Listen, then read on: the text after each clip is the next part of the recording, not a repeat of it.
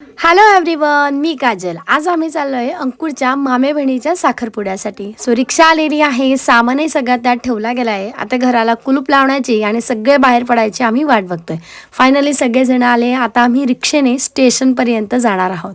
खरं तर एका दिवसासाठी जातोय, पण आमच्या बॅग बघाल तर असं वाटेल 2-4 दिवसाचाच आहे की काय.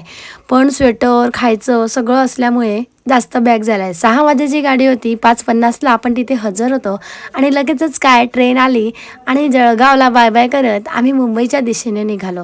आणि रिकामं बसलं असलं ना की भूक लागते, तशी आम्हाला सुरुवातीपासूनच लागली. काय खाणार काय खाणार, मग आम्ही गाठिया शेव खाल्ले, गुळपट्टी खाल्ली, खारे शेंगदाणेवाला आला तर तेही खाल्लं.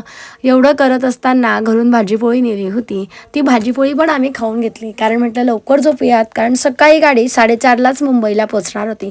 एक एक करून आम्ही सगळ्यांनी जेवण करून घेतलं. शंभूचं आजोबांना त्रास देणं चाललंच होतं. याचा डिटेल व्हिडिओ यूट्यूबला अपलोड केलेला आहे, नसेल बघितला तर नक्की बघून घ्या. आणि उद्या साखरपुड्याचा व्हिडिओ येणार आहे सकाळी 8:30ला, तर बघायला विसरू नका. Bye bye.